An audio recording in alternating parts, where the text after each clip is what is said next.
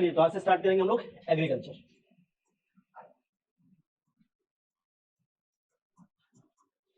मतलब we are beginning economic geography, ठीक है ना। इकोनॉमिक ज्योग्राफी का पहला क्लास होगा। अब एग्रीकल्चर पे सबसे पहले कुछ बेसिक चीजों को देखते हैं, then will start with the two things. तो फर्स्ट ऑफ ऑल कुछ स्टडीज हैं, जैसे कि एक स्टडी का नाम है एग्रीकल्चर, ठीक है ना। सो agriculture comes from the two word agri and the culture, where agri stand for soil, agri का मतलब होता है soil and culture is cultivation। cultivation मतलब किसी भी चीज में कुछ उगाना, ठीक है। तो cultivation of soil is called as agriculture. एकदम बेसिक टर्म में बोला जाए तो agriculture comprises of two words, the agri and culture, where agri stand for soil and culture stand for cultivation. तो cultivation of soil is called as agriculture, ठीक है। तो इस तरीके से कुछ स्टडीज हैं, पहले उन स्टडीज को हम एक बार लिस्ट डाउन करते हैं, ठीक है। तो एग्रीकल्चर एक साइंस है जिसमें हम सॉइल के कल्टीवेशन और उसके आसपास जो भी हम यूज कर रहे हैं उस लैंड के ऊपर, उन सभी यूज के लिए इस्तेमाल होते हैं। सिमिलर टर्म एग्रीकल्चर से बहुत सारा है। एग्रीकल्चर के अंदर कई ब्रांचेस हैं। तो first branch of study under agriculture is horticulture. Horticulture, what do you mean by horticulture anyone? Cultivation of flowers, flowers floriculture, हाँ। Ornamental plants, gardens.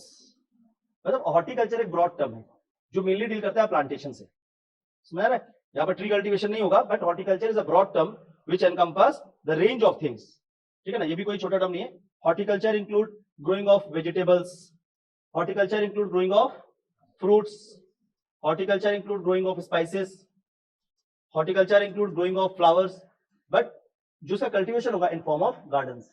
ये क्या होगा, ऑर्चर्ड्स और गार्डन की तरह बनाकर वहां पर उगाए जाते हैं। हाँ, स्पेसिफिक डोमेन फिर फ्रूट के लिए भी है, जहां फ्रूट के साइंस को पढ़ते हैं, called as pomology. But horticulture क्या है, एक ब्रॉडर टर्म है जिसमें हम इन सभी चीजों को कल्टीवेशन की बात करते हैं। अब देखो एग्रीकल्चर और सिल्वीकल्चर को जब हम मिक्स करते हैं, मतलब हम दोनों प्रैक्टिस कर रहे हैं, तो उसके अंदर बहुत सारी चीजें आती हैं। देखो एक तरफ हमारे पास क्या है, एग्रीकल्चर, एग्री, और एक तरफ क्या है, सिल्वीकल्चर, ठीक है।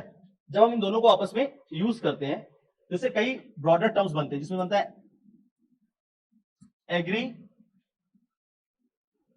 सिल्वोकल्चर या एग्री सिल्वीकल्चर बोलते हैं इसको। दैट इज एग्रीकल्चर लैंड के ऊपर किसका कल्टीवेशन कहना कराना, and simple term it is called as agro forestry. याद रखना, agro forestry we use the agriculture land and on those agriculture land along with the crops will grow trees, ठीक है ना। Agroforestry can not be done in the forest land, it is done over the agriculture land and that is called as agri silviculture. अब थोड़ा सा agriculture को एक अच्छे से समझ लेते हैं पहले, उसके बाद वन बाय वन चीजों को देखेंगे, ठीक है। तो टॉपिक करा रहा हूं आपको salient feature of Indian agriculture, but उसको लिखेंगे बाद में, जस्ट अच्छे से पहले उसको समझ लो, ठीक है ना, ये है क्या, किस तरीके से, then will write about everything. So now will talk about the salient feature of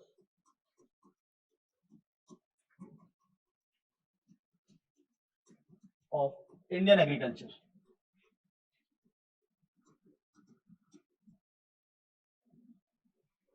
ठीक है, तो यहां से स्टार्ट करते हैं हमारी एग्रीकल्चर की जर्नी, कि किस तरीके से एग्रीकल्चर होता है, एग्रीकल्चर क्यों जरूरी है, किस तरीके के अलग अलग एग्रीकल्चर प्रैक्टिसेस होते हैं। And those who are online, good morning, Dhananjay, Aditi and Usha, they are 3%। Okay, now the Indian agriculture और एज सच एग्रीकल्चर प्रैक्टिसेस के बारे में पूरा बात करेंगे, ठीक है। तो सबसे पहले हम देखते हैं एग्रीकल्चर को करने से पहले अगेन जो कल मैं आपको बता रहा था उसी पे चलते हैं। So let it be a standing crop. ये क्या है, मेरा एक स्टैंडिंग क्रॉप है, रेडी टू कल्टीवेट। ये एक स्टैंडिंग क्रॉप है जिसको हम कल्टीवेट कर सकते हैं। कुछ भी नहीं करना, कॉपी बंद कर दो, ठीक है। मैं सब लिखवाऊंगा, समझने पे फोकस करो। स्टैंडिंग क्रॉप जो है उसके पहले, कल्टीवेशन से पहले जो भी होगा that is called as backward linkage और pre harvest. one thing, and whatever we will do after the cultivation are called as forward linkage or post harvest, ठीक है। और एक standing crop that is during harvest.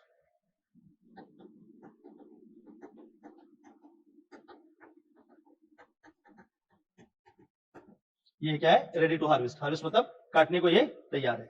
अब जब हम लोग agriculture करते हैं, ठीक है, जब हम लोग को क्या करना है, एग्रीकल्चर प्रैक्टिस स्टार्ट करना है, कुछ भी करना है, तो सबसे पहले उसके कुछ वाइटल कंपोनेंट्स हैं जिससे वो एग्रीकल्चर होगा। फर्स्ट कंपोनेंट क्या होना चाहिए एग्रीकल्चर का? सबसे पहले क्या होगा? चलो अपना अपना बताओ। सॉइल, सॉइल, सीड्स, हाँ, इक्विपमेंट्स, वाटर, सीड्स। सबसे पहले होगा फार्मर, ठीक है। जब आदमी ही नहीं होगा तो कल्टीवेशन कौन कर रहा होगा? पहले तो आदमी चाहिए ना जो कल्टीवेट करेगा, और उससे भी पहले क्या चाहिए होगा? सोच, थॉट, ठीक है। अब यहां समझना है, यहां समझते हुए अब यहां से स्टडी का लेवल अलग हो जाएगा, ठीक है ना। बहुत आपको कुछ अलग ही पढ़ना है। तो सबसे पहला तो कंपोनेंट क्या है यहाँ पर कि सबसे इंपॉर्टेंट पर्सन कौन है? ये फार्मर, फार्मर, ठीक है। सबसे पहले क्या है? फार्मर। अब फार्मर भी है तो उसमें इससे पहले इंडिया की सबसे बड़ी अभी कुछ मिसनोमर्स हैं, वो सब चीजों को आज आपके दिमाग से, दिल से सबसे दूर कर दूंगा, ठीक है। कि जो फार्मर है सबसे पहले तो वो होना चाहिए। अब फार्मिंग के लिए एक कॉमन सेंटीमेंट क्या है? फार्मिंग के लिए कॉमन सेंटीमेंट ये है कि किसान गरीब है।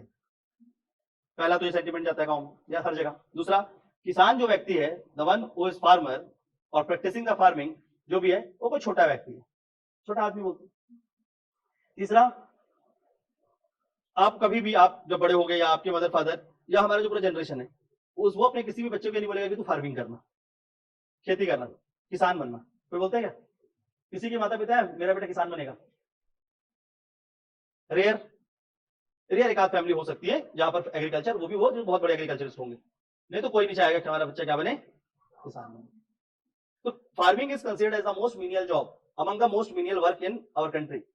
बट दूसरा इसका एक एस्पेक्ट देखोगे कि what is the only business or only thing that will, if that get stops, the entire world get stopped, it is agriculture. Covid आया, पूरी दुनिया रुक गई थी, पर एग्रीकल्चर को किया जा रहा था क्योंकि उसके बिना आप नहीं रह पाओगे। तो food is the prime necessity, और बिना फूड के आप रह ही नहीं सकते। तो फार्मर के लिए पहले तो हमारा सेंटीमेंट बहुत गंदा है, हमारे कंट्री में बहुत गंदा सेंटीमेंट है।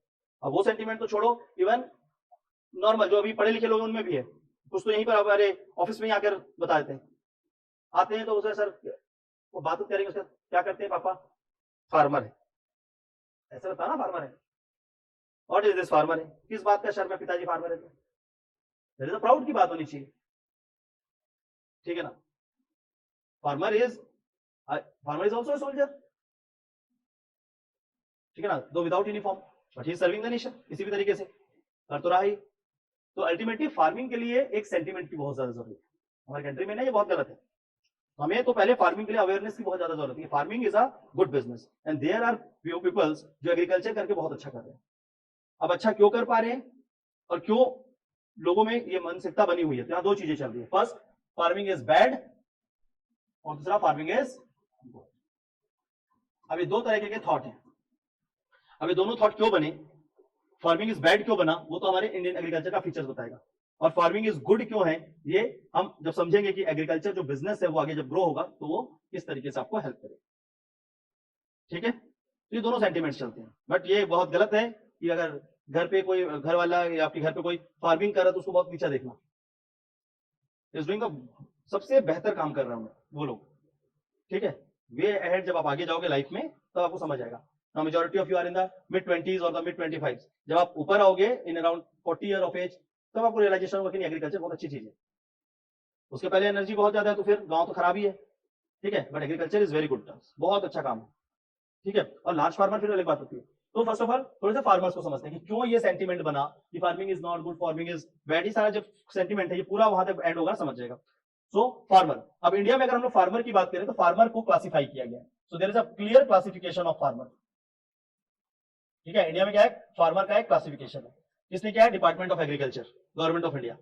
तो department of agriculture, government of India, India में जितने भी फार्मर्स हैं उन फार्मर्स को देखते हुए कुछ स्पेसिफिक चीजें बताती है कि इंडिया में फार्मर्स को 4 से 5 अलग अलग ग्रुप से बांटा जाता है। First type of farmer are called as marginal. क्या बोलते हैं उनको? अभी नोट्स पे लिख रहे हैं, सब लिखवाऊंगा, marginal farmers. Second type of farmer are called as small. Third group, पहले यहां पर एक मीडियम ग्रुप होता था, अभी उसको दो में ब्रेक कर दिया गया है, semi medium and medium. Semi medium, medium and large farmer, ठीक है, तो टोटल कितने हैं फार्मिंग ग्रुप्स? देयर आर 5, ये प्रेजेंट है। ठीक है, और ये जो फार्मिंग ग्रुप बनी है on basis of land owned और कल्टिवेटेड, जितने एग्रीकल्चर लैंड पे वो कल्टीवेशन कर रहे हैं। तो मार्जिनल फार्मर उसको बोला जाता है जो 0 to 1 हेक्टेयर ऑफ लैंड पे कल्टीवेशन करते हैं। How much hectare? 0 to 1। जो 0 से लेकर 1 हेक्टेयर के लैंड पे कल्टीवेट करते हैं, those are called as marginal farmer. And 1 hectare equal to how much एकड़? 2.5 एकड़। तो लगभग 2.5 एकड़ का उनके पास जमीन है जिसपे वो क्या करते हैं? कल्टीवेशन करते हैं। Those are called as marginal farmer. About the small farmer, those who cultivate from 1 to 2 hectare, मतलब जिनके पास लगभग 5 एकड़ लैंड है, वो क्या कहते हैं? Small. And this to the small and marginal, इसको बोला जाता है small and marginal farmer, they account for around 80% of total farming community. India में जो टोटल फार्मर का पॉपुलेशन है, आउट ऑफ 100, अगर हमारा पॉपुलेशन ग्रुप 100 है, तो टोटल फार्मिंग में कितने लगे हुए हैं? 60%, अराउंड 60%। अभी थोड़े कम हो गए, 54 के आसपास हो गए। तो 54% of Indian people are doing agriculture, and out of those 54%, 80% are small and marginal. This is a grim reality of our country. मतलब अगर अराउंड 80%, अब सपोज करो इंडिया में 10 करोड़ लोग अगर फार्मिंग करते हैं, तो 8 करोड़ क्या है? Those who had just a small chunk of land, बहुत छोटा सा जमीन है उनके पास। अब बहुत छोटा सा जमीन है, तो इसलिए वो वहां पर क्या नहीं कर सकते? बहुत ज्यादा प्रोडक्शन नहीं ले पाते। प्रोडक्शन वो ले रहे हैं, सफिशिएंट ले रहे हैं, बट बहुत एक्सेसिव प्रोडक्शन नहीं ले पाएंगे, उससे उनको बेनिफिट नहीं मिलेगा। ठीक है, तो अगर बात करें तो सबसे पहले क्या है हमारा? Farmer type. और इंडिया में अगर फार्मर देखेंगे तो इसका जो ये वाला ग्रुप है, small and marginal, that account for 80%, and the remaining 3 they account for 20%। और इस 20 में भी कैसा है वो भी देखते हैं। Now second one is semi medium, those who held 2 to 4 hectare of land are called as semi medium. 2 to 4 hectare, from 4 to 10 hectare is medium farmer, and from greater than 10 hectare is large farmer. And large farmer account for 4% of Indian population, 4% of total agriculture population. जितने agriculture population उसमें से 4% क्या है? Large farmer है। ठीक है, और semi medium and medium वो लगभग कितने हैं? 16% है, अराउंड 16%। एग्जैक्ट फिगर थोड़ा सा कम है, वो एग्जैक्ट फिगर बता दूंगा, जैसे 76.76 हो। ठीक है, मैं अप्रोक्सीमेशन में आपको बता रहा हूँ। तो अराउंड 80%, 4% और 16%। ठीक है, पर अगर टोटल फार्मिंग इनकम की बात करें, जितना पैसा फार्म से आता है, so this 4% hold around 95% of income. तो there is a clear farming disparity. जो स्मॉल फार्मर्स के पास बिल्कुल पैसे नहीं आ रहे हैं, जो लार्ज फार्मर्स के पास पैसे आ रहे हैं। तो अगर आप इनसे जाके बोलोगे कि फार्मिंग करनी चाहिए, तो ये बोलेंगे हाँ, पर इस पूरे ग्रुप से बोलोगे तो ये तो बिल्कुल नहीं बोलेंगे, ये थोड़ा कंफ्यूज रहेंगे। समझ रहे? So there is a clear cut disparity among the farmers. तो फार्मर डिस्पैरिटी है इंडिया में। तो इंडिया का अगर हम लोग प्रॉपर बात करें तो फार्मर के लिए क्या दिखता है features? That there is a farmer disparity or the disparity among the farmers, where the large farmer or the rich farmer is getting richer day by day, and the small farmer is not getting their share of benefits. ये बिल्कुल नहीं हो रहा है। ठीक है, तो पहली बात है कि ये इतने सारे छोटे लैंड को होल्ड करने वाले फार्मर आए कहां से? जब इतने सारे फार्मर्स हैं और सबके पास छोटा लैंड है, तो क्या हुआ था इंडिया में ऐसा? ठीक है, तो ब्रिटिशर्स एज में आया था जमींदारी सिस्टम। एक व्यक्ति आया, उसका नाम था कॉर्नवालिस। कॉर्नवालिस आया, उसने बोला कि गांव में गया, बोले कि एग्रीकल्चर यहाँ पर बहुत सारे जमीन दिख रही, किसकी है? ठीक है, यहाँ सबसे बड़ा आदमी कौन है? तो बोले ये है। बोले इसको बुला कर लाओ सामने। तो उन्होंने क्या किया, उस आदमी को सामने लेकर आए। बोले आप कौन हो? बोले जमींदार हूं मैं यहाँ का। अच्छा, आप जमींदार का मतलब क्या होता है? इंग्लिश डिक्शनरी में लिखा है लैंड ओनर। अच्छा, इतना बड़ा लैंड ओन करते हो? ठीक है, तो इस पूरे का जो भी अमाउंट होगा इतना लाके टैक्स ऑफिस से पटा देना, और आज से पूरे गाँव को तुम ही देखोगे। तो बोले कि बहुत सारे लोग भी और होते हैं नीचे। बोले कोई बात नहीं, हम आपको पावर देंगे, और कोई कुछ नहीं करेगा, सारा पैसा स्टेट एक्सचेकर में लाके जमा कर देना। वो खुश हो गया, वो घर गया दौड़ते हुए एकदम से अपनी बीवी के पास जाके बोला 15 से 50 हो गया हमारा। बोले क्या जमीन? बोले पहला 15 एकड़ था, अभी कितना हो गया? 50 एकड़ जमीन हो गया। बोले कैसे? वो आए थे, कॉर्नवालिस बता रहा था, कॉर्न देके गया है। ठीक है, तो क्या हो गया? पूरा 50 एकड़ उनके हाथ में चला गया। और फिर जो रियल ओनर थे, जिनके पास छोटे छोटे लैंड कैसे भी थे, उनको फिर जमींदार ने एक्सप्लॉइट करना स्टार्ट किया। बाय टाइम जमींदार बहुत ज्यादा पावरफुल हो गए, और जब इंडिया को इंडिपेंडेंस हुआ तो कुछ लोगों के पास ही जमीन था, बाकी सब क्या बन चुके थे? बाउंडेड लेबर बन चुके थे, जो उनके अंदर काम करते थे। गवर्नमेंट फिर लैंड पुलिंग लेकर आई। उसके बाद गवर्नमेंट ने क्या किया? लैंड रिफॉर्म लेकर आए, और फिर धीरे धीरे लोगों को उनके लैंड वापस दिए गए। ठीक है, तो कुछ लोगों के हाथ में लैंड आया। पर अब वहां पर से क्या हुआ? तो फर्स्ट कंपोनेंट क्या था हमारा? फार्मर। और फार्मर ने क्या किया? बहुत स्मॉल फार्मर है, और उसने क्या किया? उसको लैंड को फिर गवर्नमेंट ने बांटा। 1950 के बाद लैंड सबको दिया गया। तो सेकंड मोस्ट इंपॉर्टेंट कंपोनेंट क्या होगा फार्मर के बाद? सीड कहां से आ गया? सीधा बीज उगा दोगे, जमीन आए बिना। दूसरा लैंड है, अब आपको फार्मिंग करना है, सीधा बीज लेकर घूमते रहोगे, आज तो मैं उगा के ही छोड़ूंगी। अरे भाई पहले जमीन तो खरीदोगे ना कहीं, बिना जमीन की छोड़ेंगे, आज हाथ में मुट्ठी में उगा दूंगी मैं, सीड लेके घूम रही है। सेकंड तो क्या होगा, पहले फार्मर होंगे, सोचेंगे कि हमको एग्रीकल्चर करना है, फिर दूसरा क्या जाएंगे, चलो जमीन देख लेते हैं। सेकंड तो जमीन देख लेते हैं कहां पर उगाएंगे, पैसा साथ भी उसके बाद ही सोचता है, और पहले वो लैंड देखने जाता है। ठीक है, तो सेकंड कंपोनेंट क्या होगा फार्मर के बाद? The second component is land. अब इंडिया में जो लैंड है, ठीक है, इंडिया में जो फार्मिंग लैंड है, ये लैंड कैसा है? फ्रेगमेंटेड। फ्रेगमेंटेड मतलब छोटे छोटे बहुत सारे, मतलब लैंड होल्डिंग बहुत स्मॉलर है, मतलब हमारा जो फार्मर है उसके पास छोटे छोटे लैंड्स होते हैं। तो अगर सपोज करो this is a large share of land, हमारे पास एक बहुत बड़ा सा जमीन है, तो ये जमीन लेट इट बी 100 एकर्स, 100 एकड़, तो ये 100 एकड़ क्या होगा? फ्रेगमेंटेड होगा। इस तरीके से बहुत छोटे छोटे हिस्से में लैंड टूटा होगा। ठीक है, इसका एक ओनर होगा, इसका दूसरा ओनर होगा, इसका तीसरा, इसका चौथा, इसका पांचवा, छठवां, सातवां, इस तरीके से बहुत सारे ओनर्स होंगे। ठीक है, खूब सारे इसके मालिक होंगे। तो अल्टीमेटली 100 एकड़ ऑफ लैंड को अगर हम एक साथ कल्टीवेट करते तो प्रोडक्शन ज्यादा होता, पर अगर हम छोटे फ्रेगमेंटेड लैंड को लिखेंगे तो लैंड का वेस्टेज होगा और उतना ज्यादा प्रोडक्शन नहीं होगा। तो अल्टीमेटली लैंड क्या है? फ्रेगमेंटेड। अब फ्रेगमेंटेड होने के पीछे का रीजन क्या था? तो पहला तो मैंने आपको बताया कि वो जमींदार ने ले लिया, स्मॉल एंड मार्जिनल फार्मर बने, जमींदार ने ले लिया। अब जमींदार की जमीन को भी कुछ लोगों को ही बांटा गया। ठीक है, तो आपने अपने घर में कहानी सुना होगा, सभी ने सुना होगा, बचपन की एक कहानी है, इवन कई लोगों को जवानी में भी सुनाई जाती है, कि आपके दादा या परदादा वो जमींदार थे और उनके पास 1000 एकड़ की जमीन थी। तो एक सवाल घर में जोर से पूछना, फिर आज हम क्यों भिख मंगे हैं? ठीक है, मैं तो बोलते कि अगर 1000 एकड़ मेरे दादा के पास था तो मैं क्यों पढ़ाने जाता हूँ रोज, उसमें का कुछ एकड़ मेरे हाथ में क्यों नहीं है? कम से कम 100 तो होता, मैं क्या करता? ये सब फालतू बातें होती, लेकिन सही भी हो सकती है। मतलब वो दादा या परदादा ने ही कुछ गलती किया है जिसके कारण ये एकड़ ऑफ जमीन। तो इसी के पीछे एक आदमी आया, उसका नाम था मैल्थस, अ थ्योरिस्ट कॉल्ड मैल्थस। ठीक है, माल्थस ने पॉपुलेशन की थ्योरी दी थी कि if the food grow in arithmetic progression the population grow in geometric progression. उसने थ्योरी दी थी और उसने बोला था कि the concept of helping hand, उसने बताया था कॉन्सेप्ट ऑफ हेल्पिंग हैंड। ठीक है, अब हेल्पिंग हैंड का कॉन्सेप्ट ये बोलते थे कि in quest of giving security to their agriculture land and their property, हर एक व्यक्ति अपने, जो भी फार्मर्स थे कुछ भी थे, वो लोग अपने लैंड को, अपनी प्रॉपर्टी को प्रोटेक्शन देने के लिए वो क्या करते थे? वो अपने हेल्पिंग हैंड्स को बढ़ाना चाहते थे। दैट मीन्स पॉपुलेशन को ग्रो करना चाहते थे। ठीक है, वो पॉपुलेशन को ग्रोथ करना चाहते हैं ताकि क्या हो, पहले क्या होता था, लड़ाई किस चीज की थी? लैंड की थी। तो जिसके घर ज्यादा बड़ा होगा, ज्यादा मेल मेंबर होंगे, वो ज्यादा अपने आप को पावरफुल फील करेंगे और वो लोग क्या करेंगे? अपने आप को प्रोटेक्ट करने की लड़ाई करेंगे। पहले ज्यादा सिक्योरिटी के लिए ये पर्सपेक्टिव चलता था। और इनिशियल्स ये था कि एग्रीकल्चर लैंड जिसकी ओनरशिप है वो खुद ही उस पर काम करता था, मशीन ट्रैक्टर्स थे नहीं, तो उनको ज्यादा से ज्यादा लोग अगर घर के ही मिल जाए तो क्या होगा? बाहर से लेबर नहीं लाना पड़ेगा, तो उनको बेनिफिट ज्यादा मिल पाएगा। तो इस तरीके की छोटी छोटी चीजें थी जिसके कारण ये चीजें हो रही थी। अब हुआ क्या, जैसे माल्थस ने बताया, रीजन बताए कि एक थे हमारे ताऊ जी, दंगल लड़ने जाना चाहता थे। ठीक है ना, एक कौन थे? ताऊ जी थे। ताऊ जी के पास 100 एकड़ जमीन था।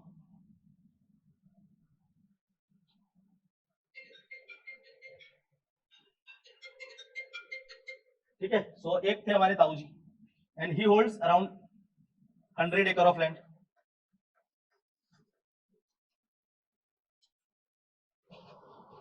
ठीक है, अब ताऊ जी को भी किसी ने बता दिया माल्थस की थ्योरी, तो ताऊ जी ने का एक बेटा हुआ। ठीक है, फिर ताऊ जी बोले कि एक कम है, दूसरा भी करते हैं, 2। ताऊ जी को लगा 2 भी कम है, बोले 3।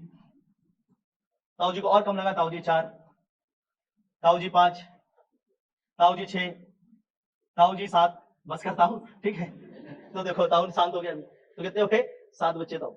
अब वो 7 बच्चों में ताऊ जी के अंतिम दिनों में लड़ाई शुरू हुआ कि जमीन किसका होगा।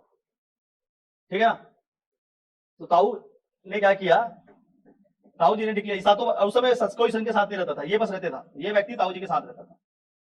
ठीक है, ये तीनों को मतलब नहीं था ज्यादा। अब ये 3 और थे। तो नंबर 1 ताऊ जी के साथ रहता था, फार्मिंग में हेल्प करता था। नंबर 2 कंट्री के बाहर था। ठीक है, ये कंट्री के बाहर है, जॉब वॉब करता है, बट इसको इंटरेस्ट है उस जमीन में, वो वापस आना चाहता है। नंबर 3 कंट्री के अंदर ही किसी और सिटी, स्टेट में या सिटी में जाकर काम। और वो 3 उनको मतलब नहीं था, वो चले गए थे छोड़। ठीक है, अब ये तीनों इंतजार कर रहे थे कि किस दिन ताऊ जी बेड में आए मरे या जमीन का बंटवारा करें, ठीक है ना। तो ताऊ जी ने बोला कि नहीं, एक काम करता हूं, इसने प्लान किया, ठीक है, प्लान किया, ताऊ जी मर गए। तो मरने से पहले मरे तो इसने फोन किया अपने इन दोनों भाई को, ठीक है ना, कि पिताजी मरे नहीं हम, तो अभी हॉस्पिटल में आईसीयू में एडमिट है, घर आ जाओ और जो भी वसीयत वसीयत का काम है आकर किस मिल लो, पिताजी तो तुम्हारे ही है। तो बोले ठीक है, पिताजी से मिलने चलते हैं, ठीक है। तो वन इसके साथ था, वसीयत पूरी रेडी थी, ताऊ जी का पूरा मन था कि 100% प्रॉपर्टी इसको दिया जाए क्योंकि ये आदमी साथ में रहता है। इसने इन लोगों को टेलीग्राम किया था, ठीक है, पर ये लोग के पास जब टेलीग्राम गया, जिस दिन ये लोग वापस आने के लिए बोले कि ठीक है आते हैं मिलने के लिए, उस दिन ताऊ जी की मृत्यु हो गई, ठीक है ना। मतलब इसने भी अच्छे से प्लान किया कि किस दिन मर जाएंगे उस दिन बुलाता हूं, उसके पहले साइन, ठीक है ना। तो पता चला कि उन लोग आने में 2 दिन लगेगा, ताऊ जी को डॉक्टर ने से बुलवा दिया कि आज लास्ट दिन है। ताऊ जी बोले ठीक है, ला वसीयत का कागज तेरे नाम पे कर दे, तो अपने भाई लोग को बांट दे। तो ताऊ जी ने वसीयत के कागज में साइन कर दिया तेरे नाम पे, ठीक है। अब ये दोनों आए, है ना, आए तो देखे ताऊ जी की तो डेथ हो चुकी थी, फ्यूनरल हुआ। अब आराम से फोटो लगाए, एक दीवार पे फोटो लगाया गया ताऊ जी का। अब देखो कन्फेशन, तीनों ने कन्फेशन किया। नंबर 1 ने कन्फेशन किया कि पिताजी आप बहुत महान थे, हमेशा मेरा साथ दिया, आप थे तो मैं यहाँ पर जी पाता था, आप ही के अंदर रहता था, और इसलिए मैं हमेशा जो आप करते थे उस काम को आगे ले जाना चाहूंगा, जिंदगी को आगे बढ़ाना चाहूंगा।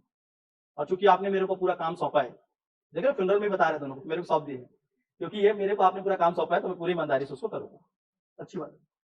दूसरा आया ये वाला जो दूसरे कंट्री में था, बोला कि आपसे बहुत दूर था पर आप हमेशा याद आते थे, मैं चाहता था यहाँ हूं लेकिन काम के कारण दूर चला गया था, पर मैं आज के बाद कहीं नहीं जाऊंगा और आपके पूरे काम को यहाँ रहकर करूंगा।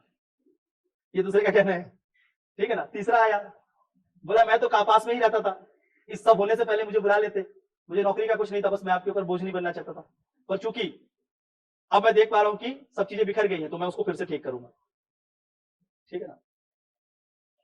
फिर ये आदमी जो था 1 वाला, ये अपने दोनों भाई को वो जो कागज दिखाया कि इसमें लेटर था, ठीक है। तो दोनों लेटर पढ़े कि यार इसको पूरा मिल गया, तो चिल्लाने लगे ऐसा कैसे कर सकते हैं, ऐसे कैसे दे सकते हैं, तूने जानबूझ के कराया होगा, ठीक है ना। तो पीछे ना उसी फोटो के पीछे से आवाज आई, इतना मत लड़ो, अभी जिंदा हूं मैं, ये तो खाली देख रहा था कि हो कैसे तुम लोग, ठीक है ना। तो पूरा काम कौन कर रहे थे, ताऊ जी कर रहे थे।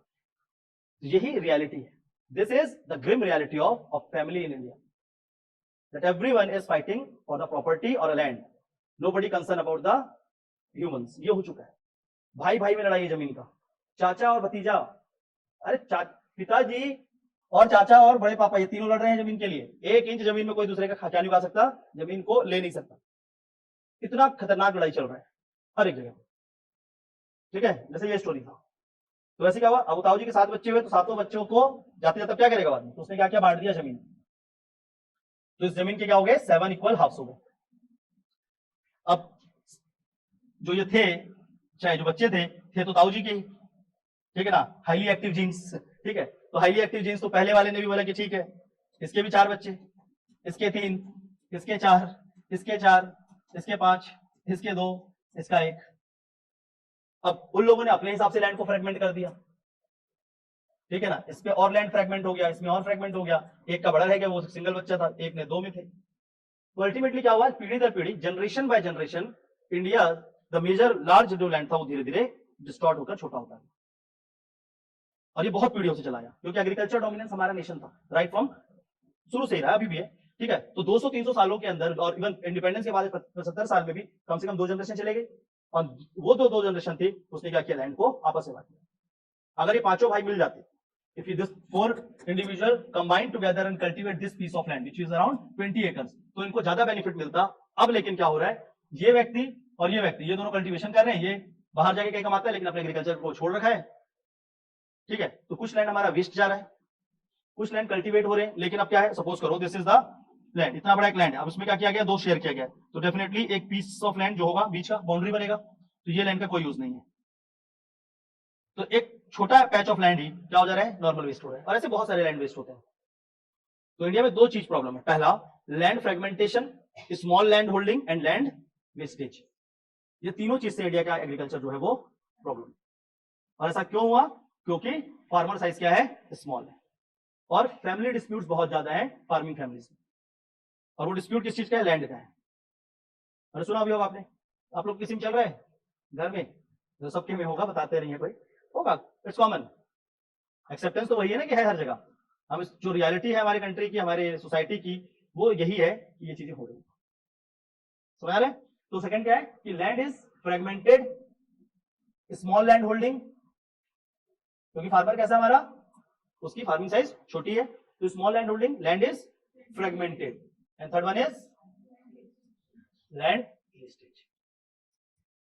ठीक है, आज इंडिया में लगभग 26 मिलियन हेक्टेयर ऑफ लैंड जो है वो डेजर्टिफाइड वेस्टलैंड है, जो वेस्टलैंड की कैटेगरी में आता है। 26 मिलियन हेक्टेयर लैंड, उतना बड़ा लैंड अगर हमारे यूज में आ जाए तो हमारा एग्रीकल्चर ग्रोथ बहुत ज्यादा हो जाएगा। ठीक है ना। स्मॉल लैंड होल्डिंग, इंडिया में जो फार्मर्स हैं 0.18 हेक्टेयर लैंड, मतलब 1 हेक्टेयर भी बहुत ज्यादा है, 0.18 एवरेज हेक्टेयर लैंड साइज आता है इंडिया पे, अगर सभी फार्मर को देख लें। ठीक है, जो कि बाकी कंट्री के कंपैरिजन में बहुत कम है। तो हमारे पास क्या है? स्मॉल लैंड होल्डिंग्स, इसीलिए। ठीक है, और लैंड फ्रेगमेंटेशन, उसका कारण क्या है? जो फैमिली साइज थी इनिशियल्स में। अब आज क्या हो रहा है? आज जब मॉडर्न सिस्टम आ गए, मशीन्स आ गए, तो अब ये दिखता है कि एक आदमी अकेला ही फार्मिंग कर सकता है, मशीन है, सब कुछ है। तो इसलिए टेक्नोलॉजी को लाना बहुत जरूरी था, और पॉपुलेशन प्रेशर एग्रीकल्चर में बहुत ज्यादा था। इंडियन एग्रीकल्चर में क्या है? पॉपुलेशन प्रेशर बहुत ज्यादा है। आज अगर इंडिया की जो टोटल पॉपुलेशन उसमें 50% एग्रीकल्चर में है, एक्जैक्टली 54%, तो एक बहुत बड़ा पॉपुलेशन क्या है जो एग्रीकल्चर पे बना हुआ है।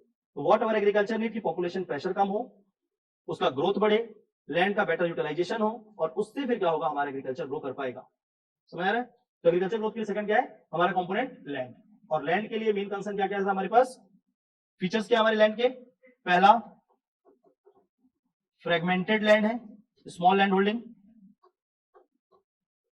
Small land holding, land. समझ रहे? तो एक हमारा फार्मर था, दूसरा हमारा जमीन। अब इसी लैंड के ऊपर क्या होगा? लैंड तक भी आप पहुंच गए, जमीन तक क्या, चलो हम खेती करेंगे, जमीन देख लेते हैं। जमीन देखने जाओगे सबसे पहले क्या देखोगे?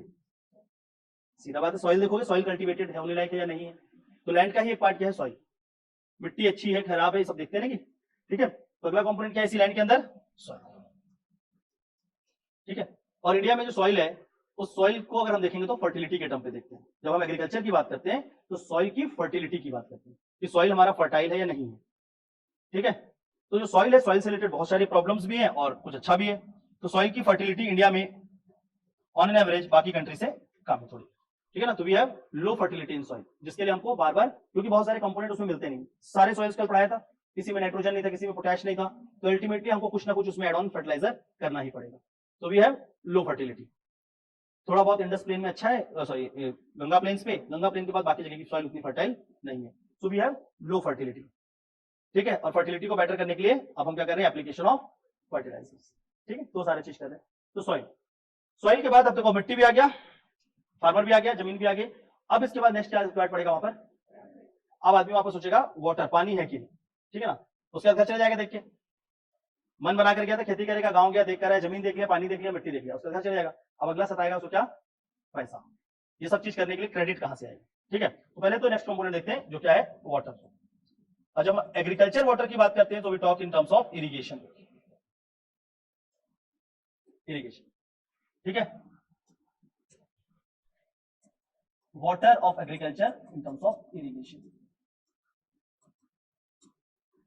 ठीक है, पर इंडियन एग्रीकल्चर की बात करेंगे तो क्या है? लार्जली रेनफेड है। रेनफेड मतलब बारिश के दिनों में हमारा एग्रीकल्चर कैसा है? रेनफेड, दैट इज वर्षा आधारित बोलते हैं इसको। मतलब बारिश के दिनों में हम एग्रीकल्चर करते हैं और बारिश के बाद वाले सीजन में एग्रीकल्चर उतना बेटर नहीं। जैसे अभी का जो पीरियड है, अभी जो मंथ चल रहा है, this is the month of May, तो अभी सबके सारे के सारे फार्मर्स अपना लैंड प्रिपरेशन कर रहे हैं, क्योंकि जून में क्या हो जाएगा? सीजन आ जाएगा।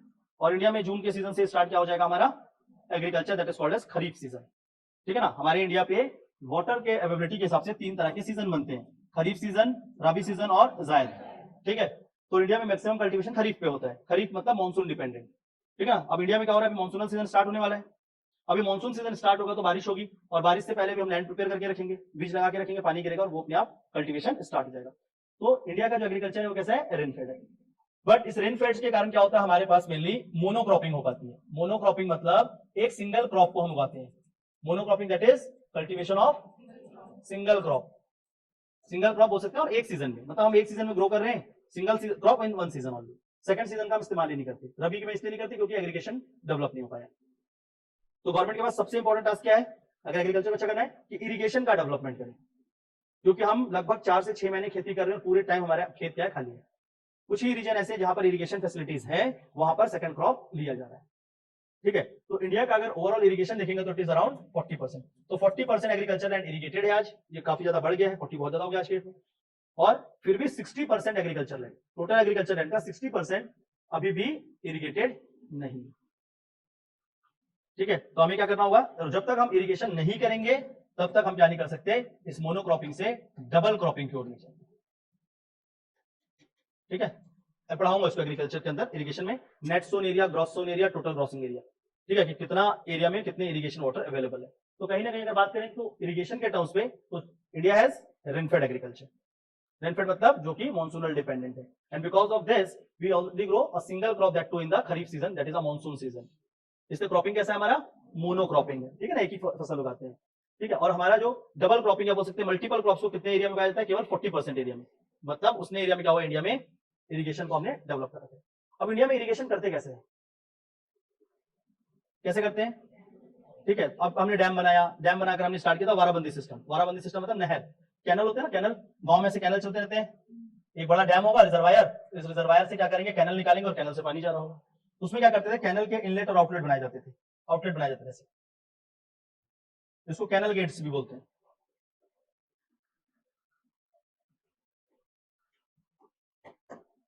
तो क्या करते थे, वाटर को, इनलेट को कुछ घंटे इसको ओपन कर दिया तो पानी यहाँ जा रहा है, बाकी सारे क्लोज्ड है।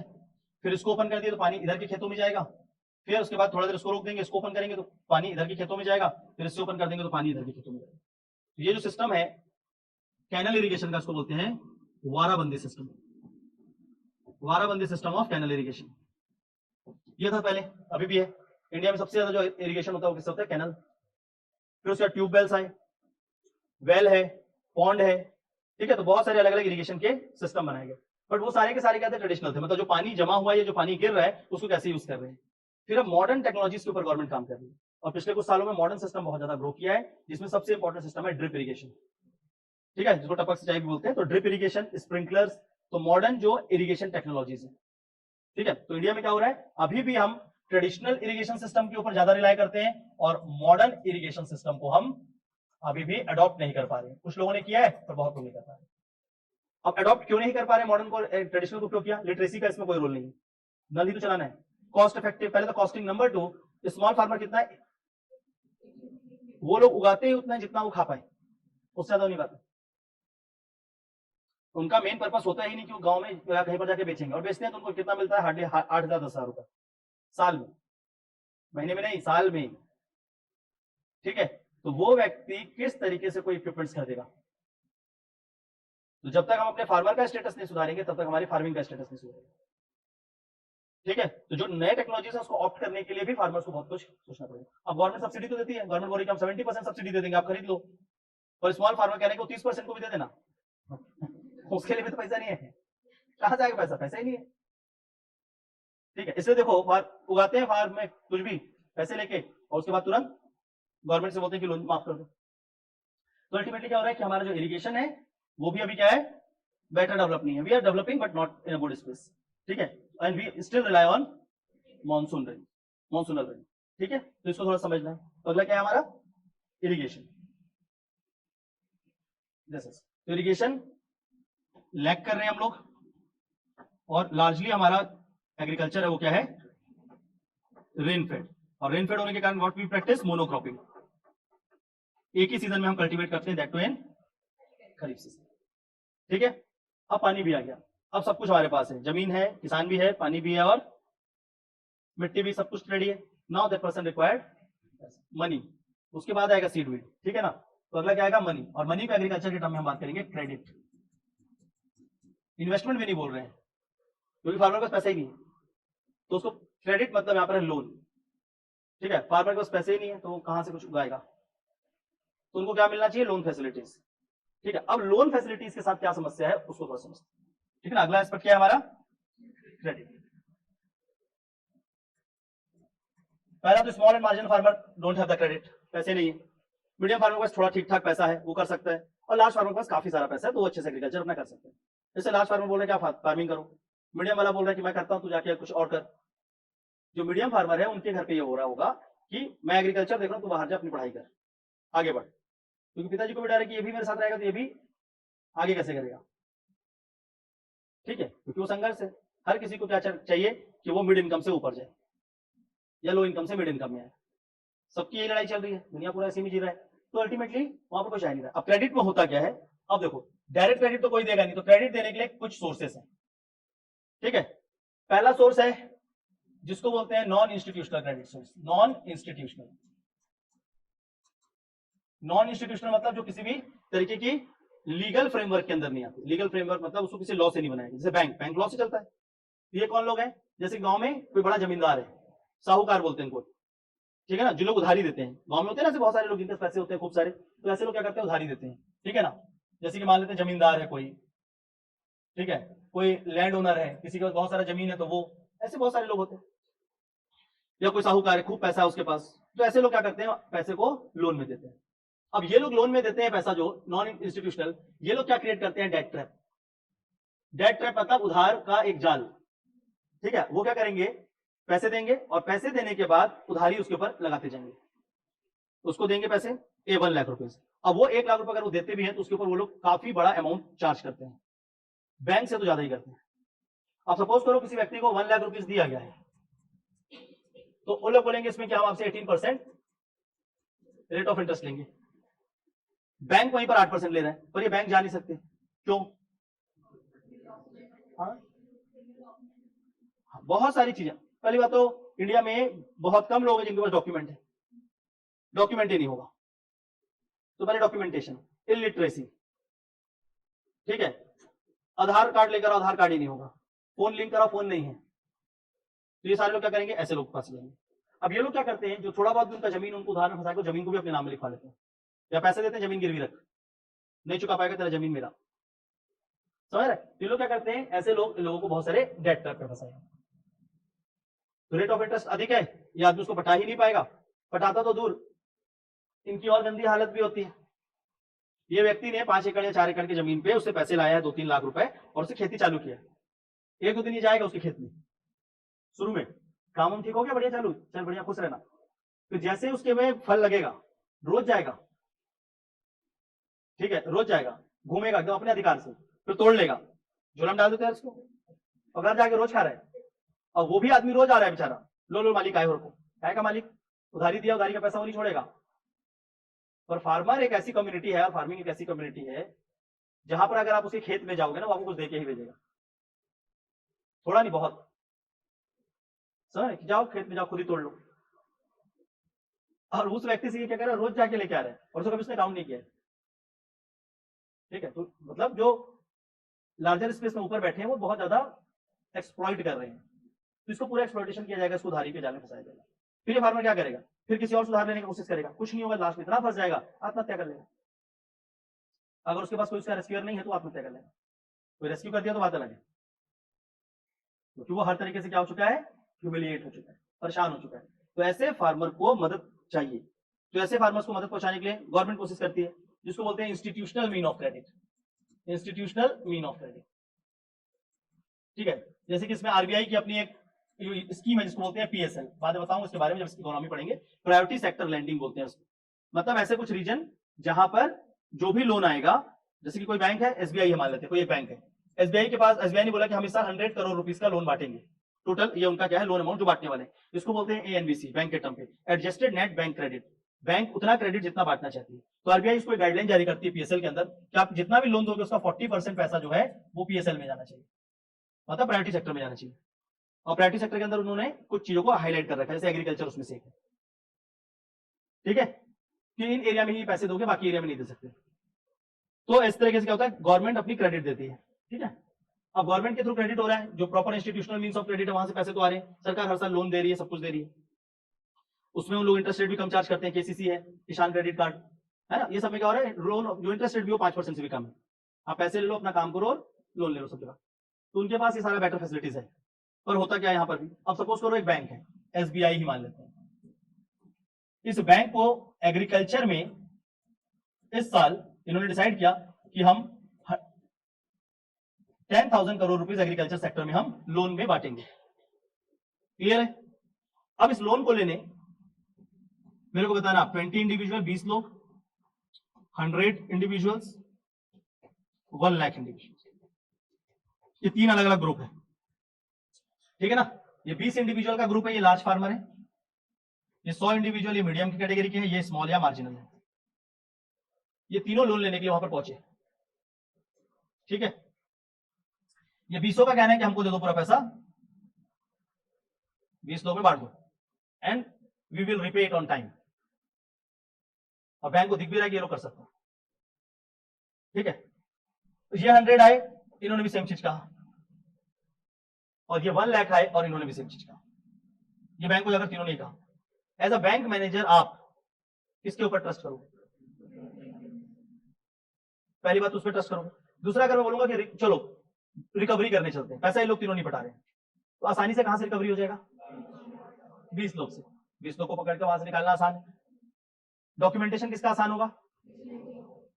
काम आपको किसमें कम करना पड़ेगा? घपला करने के चांस ज्यादा कहां पर ज्यादा? 20 लोग में। इनमें नहीं है, क्योंकि ये लोग क्या है 5-5 हजार तो लोन ले रहे हैं, उसमें क्या ही घपला करोगे? हार्डली एक के साथ करोगे भी तो 1-2 रुपए, ज्यादा 1000 रुपए कर पाओगे। ये सीधा बोलेंगे ठीक है ना, काम करो, वो दो ना 10 करोड़ लोन, 10 करोड़ तो 50 लाख रख लेना। वो ऐसे बोलेंगे डायरेक्टली, क्योंकि उनको पता है इतना लंबा लोन नहीं मिलेगा, ये दिलवा सकता 50 लाख लेगा भी तो लेगा, और 10 करोड़ से हम 20 बना लेंगे। 10 करोड़ अगर मैंने इन्वेस्ट किया और उससे मैं अगर 50 नहीं बना रहा तो काहे का इन्वेस्टमेंट कर रहा हूँ? तो उसको लोगों को दिख रहा है कि हमने 10 करोड़ इन्वेस्ट किया और वहां से 20 करोड़ बना सकते हैं, 30 करोड़ बना सकते हैं, 50 लाख ही तो देना है, पर वो पैसा इमीडिएट तो आ रहा है। और रिपे तो हमको साल बर्बाद करना, साल बर्बाद तो उसकी वैल्यू होंगे, केवल 10 करोड़ किसी को ब्याज में दे दूंगा तो आ जाएगा उतना, उससे ज्यादा आ जाएगा। तो अल्टीमेटली क्या होता है, जो क्रेडिट आता है it is side track by the large farmer, और छोटे फार्मर तक को पैसा पहुंच ही नहीं पाता। कुछ पहुंचता है, ऐसा नहीं कि जीरो ही जाएगा। तो ये 1000 करोड़ में से ऐसा हो जाएगा, इस 10,000 करोड़ में से कि 9,000 करोड़ जो होगा वो इधर घुस जाएगा, या 8,000, ठीक है ना, 150 इतने के आसपास यहां चला जाएगा, और जो रिमेनिंग 50 होगा वो खाली इनके पास। ठीक है? अब यहां से गवर्नमेंट भी चला के, गवर्नमेंट ने 50 इतने ही लोगों का, बाकी लोगों का पैसा वापस आना है। गवर्नमेंट का आएगा इलेक्शन, गवर्नमेंट बोलेगी जितने भी छोटे किसान के सबका लोन माफ। लोग खुश हो गए, 2 लाख रुपए माफ हो गया अचानक से, सरकार तो बन गई, क्योंकि इसका पॉपुलेशन कितना है 80%। यहां से लोगों ने पैसा पहले कमा लिया है, तो सरकार जो लोन माफ कर रही है वो माफ नहीं हो रहा है कुछ, they get their chunk of money, उनको मिल गया बहुत बेनिफिट, ये तो ऐसी बंटवारा कर दे रहे हैं बस। तो वो वहां पर लोन भी माफ कर देगी, ये लोग भी खुश, ये आगे बढ़ने का भी नहीं सोचेंगे। ठीक है? गवर्नमेंट अपना बढ़िया गवर्नमेंट बना लेगी, बैंक एम्प्लॉय अपना पैसा कमा लेगा, लार्ज फार्मर ग्रो करेगा, और इस तरीके से एक मास करप्शन या मास एग्रीकल्चर बेस्ड करप्शन को जन्म दिया जाता है। और इस तरीके से इससे पूरा एग्रीकल्चर हमारा एक्सपर्टेड है। अब अंदर जो सिस्टम में लोग हैं वो भी कर ही रहे हैं। ये तो भी वन एंगल है। अभी फार्मर की तो दुर्दशा इतनी खराब है, अभी मार्केटिंग में तो पहुंचे ही नहीं है, वहां आएंगे बिचौलिए, those are called as middle man. अभी उनके बारे में तो बात ही नहीं किया हमने। ठीक है? अभी तो एक ही पे बात कर रहे हैं कि जो क्रेडिट है वो क्रेडिट पे किस तरीके से इश्यूज है। समझ आ रहा है? तो इसको किस तरीके से ठीक किया जाए, तो गवर्नमेंट सबके ऊपर काम करेगी कि क्रेडिट फ्लो प्रॉपर जिसको चाहिए उसको पहुंचे। तो डीबीटी लाएगा, डायरेक्ट बेनिफिट ट्रांसफर, सीधा अकाउंट में डाल देंगे। पहले तो अकाउंट में नहीं डालता था, बैंक जाके लेना पड़ता था, बैंक वाले घुमाते रहते थे, उस समय में उनको पैसा नहीं मिल रहा है, सीजन पार हो गया तब पैसा मिला तो मतलब नहीं है। समझ आ रहा है? तो कहीं ना कहीं फार्मिंग पे एक बहुत बड़ा समस्या क्या है, क्रेडिट इश्यूज, कि पैसे वहां पर कैसे आएंगे, स्मॉल फार्मर पैसे कहां से लाएगा, लार्ज फार्मर कहां से करेगा। तो अब सॉल्यूशन क्या दिखता है, इसलिए मिडिल फार्मर या स्मॉल फार्मर क्या करता है, उसका कोई बच्चा होता है उसको बोलता है कि इस खेती नहीं करना, तू जा, तू घर से बाहर जा, छोटी सी नौकरी ही कर लेना पर ठीक है, इधर मत घुसना, या वहां से होगा कि नहीं चलो। अब वो बच्चे अपने अस्तित्व की लड़ाई लड़ रहे होते हैं, ठीक है ना, वो अपने जो मिडिल क्लास है इंडिया का, वो मिडिल क्लास या लोअर मिडिल क्लास या एकदम ही नीचे, they are fighting for their survival, for their identity, for their recognition. और उनके पास फिर कुछ ही जगह दिखते हैं उनको, ये रिकॉग्निशन का सबसे बड़ा तरीका, पढ़ाई कर लो और पढ़ के सीधा कलेक्टर ही बन जाओ, सबसे ऊपर पहुंच जाओ। तो सिविल सर्विसेज क्या हो रहा है, सिविल सर्विसेज जो है इससे ग्रो कर रहा है। अगर ये सेंटीमेंट ही नहीं आता, फार्मिंग अच्छा है, सबको सही तरीके का चंक दिया जाए, तो बहुत सारे लोग रुकेंगे ना, क्योंकि यहां पर भी आने के बाद क्या है, सक्सेस होने का रेशियो 0.1%, और अगर अपने उसी फार्म में बैठ के कुछ भी करते तो सक्सेस होने का रेशियो कितना था 100%। आपके पास लैंड है, आपके पास जमीन है, आपके सब है, लेकिन क्या करना है, पढ़ने जाना है। ठीक है ना, दो टीचिंग हियर बच्चे कम हो सकते हैं, कोई बात नहीं, कोई बात नहीं, but you have the land, why you are considering क्या कुछ नहीं है। लोग बोल रहे हैं कि अभी गवर्नमेंट को वो करना पड़ रहा है, entrepreneurship generation, business consortium, business incubators, ये सब नया नया वर्ड आ रहा है कि अब हम इंडिया को बिजनेस हब बनाएंगे। बिजनेस तो कर रहे हैं हमारे 80% लोग, उनको सपोर्ट कर दो, एग्रीकल्चर बिजनेस ग्रो करके खत्म हो गया इंडिया में, कोई नया बिजनेस नहीं चालू करो, केवल एग्रीकल्चर बिजनेस से क्या हो जाएगा, पूरा भारत चल जाएगा, कोई दूसरा बिजनेस भी मत ओपन करो। बट सपोर्ट सिस्टम कैसे जनरेट होगा, गवर्नमेंट इसलिए भी डरती है कि उतना बड़ा सपोर्ट सिस्टम जनरेट नहीं कर पाएंगे। इंडिया का 52% पॉपुलेशन, सबसे populace country of the world, उसका 52% पॉपुलेशन है, तो समझ रहे हो, तो वो गवर्नमेंट के पास उतने रिसोर्सेस नहीं है। तो इसलिए क्या करना होगा, एग्रीकल्चर के प्रेशर को कम करना होगा। अब एग्रीकल्चर से लोगों को बाहर निकालना पड़ेगा। अब बाहर निकालकर दो ही सेक्टर बचते हैं, या सर्विसेज या मैन्युफैक्चरिंग। सर्विस सेक्टर उनको ले नहीं सकता उतने ज्यादा, उसके पास पहले बात स्किल नहीं, स्किल तो एक अलग चीज है। सर्विस सेक्टर का वर्टिकल ग्रोथ होता है, वर्टिकल ग्रोथ मतलब 10 लोग मिलकर 1000 लोग का काम कर लेते हैं, कंप्यूटर के ऊपर करना है। मैन्युफैक्चरिंग ही ऐसा सेक्टर है जहां पर वो लोग आ सकते हैं, वहां पर क्योंकि रियल प्रोडक्शन के लिए लोग चाहिए। अब वहां पर भी क्या आ रहा है, एक तरफ एआई आ गया है, ऑटोमेशन आ गया है, तो लोगों की रिक्वायरमेंट कम हो गई, तो पॉपुलेशन के ऊपर अनएम्प्लॉयमेंट का प्रेशर हमेशा रहेगा। There is a pressure of unemployment. तो एक सिंपल चीज है कि पॉपुलेशन को पहले कम करना पड़ेगा, पॉपुलेशन कम करना एक बहुत बड़ा,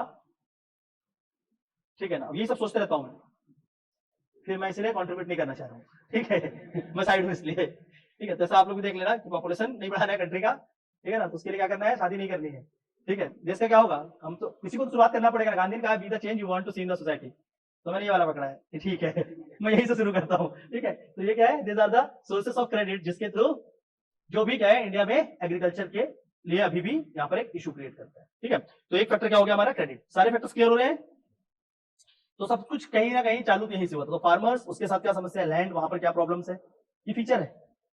अच्छा कुछ है हमारे एग्रीकल्चर में, कुछ भी नहीं है थोड़ा बहुत बाद में बात करेंगे उसके बारे में। तो फार्मर डिस्पैरिटीज है, लैंड फ्रेगमेंटेड है, सॉइल की फर्टिलिटी कम है, वाटर में हम रेनफेड है, इरिगेशन हमारे पास बेहतर डेवलप है नहीं, क्रेडिट फैसिलिटीज की अवेलेबिलिटी कम है, ठीक है। तो we have lack of credit facilities, and जो भी क्रेडिट है, एक तो हमारा नॉन इंस्टीट्यूशनल मीन, वहां से डेट ट्रैप है, और जो इंस्टीट्यूशनल मीन है उसमें जो लार्ज फार्मर है वो सारे के सारे मीन्स को साइड ट्रैक करता है। क्लियर हो रहा है। So this are the few component of backward linkages. इसके बाद आपका आएगा फर्टिलाइजर, उससे भी पहले आता है सीड्स, अब आते हैं बीज, ठीक है। पैसा भी आ गया, अब चलते हैं खेती करने के लिए, अब बीज उगाएंगे, ठीक है। अब सीड्स के साथ क्या प्रॉब्लम है, क्या अच्छा है, क्वालिटी ऑफ सीड्स। देखो सीड्स के लिए एक वर्ड आता है सीड रिप्लेसमेंट रेशियो, मतलब कितने ऑफनली आप नए सीड्स का आप इस्तेमाल करते हो, और जो नए सीड्स है वो कितने बेहतर तरीके से डिजाइन हो रहे हैं। एक होता है फार्मर हमारे यहाँ पे क्या करता है, पिछले साल जो खेती किया उसने, ठीक है, एक क्रॉप उगाया, इस क्रॉप में से जो बीज बचे उस बीज को उसने स्टोर कर लिया, फिर नेक्स्ट क्रॉपिंग सीजन में इस बीज का इस्तेमाल किया, इस क्रॉप से जो बीज आया उसको फिर रख लिया, फिर उसको लेकर गया इस तरीके से। तो जो सबसे अच्छा क्वालिटी का बीज था वो तो इसी के पास था, उसके बाद तो ओवरऑल सारे बीज क्या है, डिग्रेडेड है, ठीक है। तो बेटर है कि क्योंकि क्लाइमेट चेंज हो रहा है, सिस्टम बदल रही है, तो हमको हर बार एक नया बीज लाना पड़ेगा, जिसके लिए टिश्यू कल्चर जैसे बहुत सारे टेक्निक है जिससे नए बीजों को बनाया जाता है। पर अगेन टिश्यू कल्चर वगैरह के लिए बहुत बड़ा सिस्टम बना के रखना पड़ेगा, बाहर कंट्रीज में है, जिसमें से एक टर्म आता है seed replacement ratio, SLR, sorry SRR, seed replacement ratio, मतलब कितने ऑफनली हम सीड्स को रिप्लेस करते हैं। और जितना ज्यादा हम सीड्स को बदलेंगे हर साल नए नए सिस्टम से बनाकर, जैसे क्लाइमेट रेजिलिएंट सीड बन गए, मतलब आज जैसे टेम्परेचर बहुत ज्यादा बढ़ रहा है, तब भी वो बीज क्या होंगे, वो जो क्रॉप उगेगा वो बेहतर होगा, उस क्रॉप का प्रोडक्शन अच्छा होगा। तो ऐसे हमें क्या करना होगा, ऐसे बीज लाने पड़ेंगे जो बेहतर हो। तो सीड रिप्लेसमेंट रेशियो अगर बात करते हैं तो इंडिया का 9% फॉर पैडी है, 7% फॉर मेज, 14% फॉर व्हीट। अमेरिका का ओवरऑल सारे को मिलाकर जो उसका एवरेज सीड रिप्लेसमेंट रेशियो है वो अराउंड 38% है। मतलब हम लोग के यहाँ पर जितने जगह में एग्रीकल्चर में पैडी उगाया जा रहा है, मान लीजिए 100 एकड़ लैंड पे पैडी उगा रहे हैं, तो उसमें से केवल 9 एकड़ लैंड ऐसे हैं जहां पर हर बार नए बीजों का इस्तेमाल किया जाता है, अच्छे बीजों का, नहीं तो पुराने का ही किया जाता है। तो जब तक हम बेटर सीड्स और न्यू सीड्स को नहीं बनाएंगे और नहीं डालेंगे, तब तक क्या नहीं होगा, हमारा प्रोडक्शन जो है वो समय के हिसाब से बेटर नहीं होगा। हमको अगर अपनी प्रोडक्टिविटी सुधारनी है, होता क्या है, क्रॉप के पेस्ट होते हैं, डिजीज होते हैं, वो एक प्रकार के क्रॉप में लग जाते हैं, और उसके बाद वो क्या होते हैं, ट्रेंड हो जाते हैं कि वो बार बार अगर सेम होगा तो उसको तो वो डिस्मेंटल कर देंगे। तो हमें क्या करना होगा, एक बेटर सीड बनाना होगा जो उस पर्टिकुलर डिजीज से अफेक्टेड ना हो। पर जब तक हम बीज नहीं बदलेंगे तब तक प्लांट वही ग्रो होगा और अल्टीमेटली वो क्या होगा, वो डिजीज उसके ऊपर लगेगा, उसको वो खराब करेगा। समझ रहे? तो जैसे पैथोजेंस होते हैं उन सबको रोकने के लिए हमको डे बाय डे क्या करना होगा, सीड्स को डेवलप करना होगा। और सीड डेवलपमेंट करेंगे तो मतलब सीड को हम रिप्लेस करेंगे, और सीड रिप्लेसमेंट रेशियो जितना बेहतर होगा उतना ज्यादा चला। एक अच्छा सीड रिप्लेसमेंट रेशियो माना जाता है 22% कि 22% सीड रिप्लेस होना चाहिए, एक अच्छा सिंबल है वो, बट हमारा बहुत ज्यादा कम है। तो अगेन हम सीड रिप्लेसमेंट, गवर्नमेंट ने सीड रिप्लेसमेंट या सीड्स बांटने के लिए बनाए हुए हैं बीज निगम, ठीक है ना। छत्तीसगढ़ स्टेट का अपना बीज निगम है, सेंट्रल गवर्नमेंट का अपना बीज निगम है, तो बीज निगम से गवर्नमेंट सीड्स देती है। कुछ प्राइवेट इंस्टीट्यूशन है जो लोग अपने तरीके से बना रहे हैं बीज, तो आप उनके यहां से जाके बीज खरीद सकते हो। छत्तीसगढ़ का सबसे फेमस है AKF, ठीक है ना, और VNR, विमल चावड़ा जी का है वो VNR। तो AKF VNR ये कुछ क्या है, छत्तीसगढ़ के बड़े एग्रीकल्चर बिजनेस है जिनके अपने खुद के बीज है, तो वो लोग प्रोवाइड कर रहे हैं। पर एक स्मॉल फार्मर क्या करता है, पिछले साल का ही रख लेता है और उसी से फिर वो क्या करता है, नए फार्मिंग को कोशिश करता है। तो अगर पिछले क्रॉप में कोई डिजीज भी था तो वो डिजीज अल्टीमेटली अगले क्रॉप में आ जाएगा, अपने आप आ जाएगा। तो हमें क्या करना होगा, बेटर सीड्स डेवलपमेंट करना होगा, ठीक है। सीड्स के बाद अब आपने बीज भी लगा दिया, आपका प्लांट उगने लगा, अब उसको बचाना है किससे, डिजीज से। पहली बात उसको उगाना है, तो पहली बात तो फर्टिलाइजर। अब इंडिया में फर्टिलाइजर की एबिलिटीज कम है, लेकिन हम ठीक ठाक कर चुके हैं। जैसे फॉस्फोरस नहीं है हमारे यहाँ पर, पोटेशियम नहीं है, तो हम कहां से लाते हैं, चाइना से लाते हैं। कितना ही बोलोगे चाइना को युद्ध में हराएंगे, ये करेंगे वो करेंगे, लेकिन चाइना से फॉस्फोरस नहीं आएगा तो एग्रीकल्चर नहीं होगा। They have the mountain of phosphorus, हमारे फॉस्फोरस नहीं है। क्लियर है? तो कहीं ना कहीं म्यूचुअल इंटरेस्ट पे चलती हैं कंट्रीज, और उसमें एक म्यूचुअल इंटरेस्ट कहां से, ये भी है कि हम फर्टिलाइजर ले रहे हैं, और हमारे यहाँ पर खुद भी अपने खुद फर्टिलाइजर से कुछ फैक्ट्रीज भी लगाया गवर्नमेंट ने, काम भी कर रहे हैं फर्टिलाइजर के ऊपर, सब कुछ हो रहा है। अब फर्टिलाइजर में एक स्टैंडर्ड रेशियो बनाने की बात हुई थी जब स्टार्ट किया गया, तो NPK जो है इसका एक प्रॉपर रेशियो होना चाहिए, ठीक है ना, नाइट्रोजन, फास्फोरस और पोटेशियम, ये तीनों का एक प्रॉपर रेशियो होना चाहिए। अब रेशियो जो गवर्नमेंट आइडेंटिफाई करती है वो कितना है, 1:2, बताओ भाई एग्रीकल्चर वाले, कितना होना चाहिए एनपीके का रेशियो प्लांट के लिए? हाँ, एनपीके 1:2:1 और 4:1, ठीक है, 1:2:1, ये एनपीके का रेशियो होना चाहिए। मतलब जिस अमाउंट में आप नाइट्रोजन डालोगे सेम अमाउंट पे पोटेशियम डालोगे और उसका 2 गुना फॉस्फोरस डालना होगा। ये फार्मर को गाइडलाइन थी। अब हमारा फार्मर मजेदार था, इंडिया में देखो क्योंकि फॉस्फोरस और पोटेशियम नहीं है, हम उसको इंपोर्ट करते हैं, तो उसमें हम बहुत ज्यादा सब्सिडी नहीं देते। गवर्नमेंट बोला nitrogen free of cost available है, बहुत सारा है, सब में सब्सिडी देंगे। गवर्नमेंट ने यूरिया की सब्सिडी दे दी। यूरिया क्या है, the most use fertilizer of India. Government बोलती है कि यूरिया में हम सब्सिडी देंगे, बाकी फर्टिलाइजर में गवर्नमेंट उतनी सब्सिडी नहीं देती। एक दिन एक फार्मर थोड़ा सा यूरिया डाल के देखा, बढ़िया होगा, बोला और डाल दे यूरिया, और पोटेशियम की जगह भी यूरिया डाल दो। कौन समझाएगा उसको? उसके लिए वो खाद है, उसके लिए यूरिया फॉस्फोरस पोटेशियम अलग अलग नहीं है, खाद है, तो डाले जा रहा था। इंडिया में इतना यूरिया डाल दिया गया है कि आज ये रेशियो कितना पता है, 16:2:1। तो हम अपने जमीन की हालत क्या कर दें, 16:2:1, ये भी नहीं कि 3-4, 16। इसी बोलते हैं फोकट के पाए तो बरत ले, ठीक है, ये इसीलिए बनाया गया। फोकट का मिला था सब्सिडी में, ठीक है ना, दो डाले हैं जो डाले हैं कि पूरा लैंड की ऐसी की तैसी कर दी है। जब तक हम अपने फर्टिलाइजर का जुडिशियस यूज नहीं करेंगे, इसको बोलते हैं अनजुडिशियस यूज, मतलब हमें अपने फर्टिलाइजर को प्रॉपरली यूज करना पड़ेगा सही तरीके से। उसके लिए फर्टिलाइजर लिटरेसी जरूरी है, लोगों को सिखाना पड़ेगा, अवेयरनेस जनरेट करना पड़ेगा। तो फार्मर का एजुकेशन भी इंपॉर्टेंट है। तो पढ़े लिखे लोग एग्रीकल्चर में अगर आएंगे तो बेटर करेंगे, और वो खास करेंगे जो एग्रीकल्चर बैकग्राउंड के हैं, तो उनके लिए और ज्यादा बेनिफिट है, ठीक है ना। पापा कृषक थे, बच्चे को एग्रीकल्चर साइंस पढ़ा, एग्रीकल्चर पढ़ने गया और वापस आने के बाद बोला कि एग्रीकल्चर में काम नहीं करूंगा, तो पढ़ने का गया था, अपने घर का खेती तो कम से कम थोड़ा ठीक ठाक करवा ले, बाकी जो करना है कर ले, घर के खेत को देख लो। और एग्रीकल्चर एक बहुत अच्छा अपॉर्चुनिटी देता है, अगर आप सच में एग्रीकल्चर कर रहे हो 10 एकड़ के लैंड के ऊपर। Agriculture demand very minimal time, दिन भर बैठ के पौधे को नहीं देखते रहना है। अर्ली मॉर्निंग 4 बजे से लेकर 7 बजे तक you need to be in your farm. 7 बजे बाद क्या करोगे अपने फार्म में, कोई मतलब नहीं है। लेकिन हमारा फार्मर उठ के जा रहा है 9 बजे, चलो खेत घुमाते हैं। देखो एक नॉर्मल से बात बता रहा हूं, photosynthesis with the early sunshine important है। मॉर्निंग 6 बजे से लेकर दोपहर 12 बजे तक, this is the best hour of photosynthesis. उसके बाद तो बहुत ज्यादा सनलाइट है, तो कुछ भी चीज अगर आप अपने पौधे को देना चाहते हैं, चाहे पानी देना चाहते हैं, वाटर, चाहे फर्टिलाइजर, आप सुबह 4 बजे से 6 बजे के बीच अप्लाई करो। एप्लीकेशन ऑफ फर्टिलाइजर, वाटर, ये सारा चीज सुबह 4 साढ़े 4 बजे से 6 बजे के बीच हो जाना चाहिए, 6:30 तक। जब उसको सफिशिएंट न्यूट्रिएंट दे दोगे तब तो वो क्या कर रहा होगा, फोटोसिंथेसिस कर रहा होगा, और प्रॉपर वो 6 घंटे फोटोसिंथेसिस करेगा। फिर दोपहर में वो थोड़ा सा सनलाइट ज्यादा होगा, प्लांट भी उतना ज्यादा बेटर ग्रो नहीं कर पा रहा होगा, उस समय उसको हल्का फुल्का एक पानी वहां पर देना है 12-1 बजे के आसपास, ठीक है।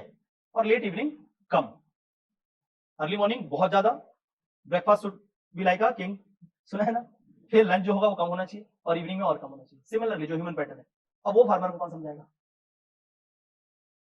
कौन समझाएगा? इसको भी छोड़ो, मैं एकदम बेसिक चीज पूछता हूँ, कुछ इधर लोगों से बता लो जरा, कि जो खेत लगाते हैं बनाते हैं, this is suppose this is a land, land preparation मेरे को करना है, तो मैं जो मेड़ बनाता हूँ ऐसा या ऐसा, है ना, ये मान लेते हैं नॉर्थ साउथ है, ये ईस्ट टू वेस्ट है, कैसा बनना चाहिए, ईस्ट टू वेस्ट है नॉर्थ टू साउथ, जानवी बताइए, and give me the reason also.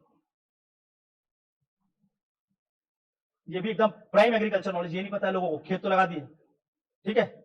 It should always be from east to west, no north to south, हमेशा नॉर्थ टू साउथ होना चाहिए। होगा क्या, क्योंकि क्रॉप आपके ग्रोथ से होंगे,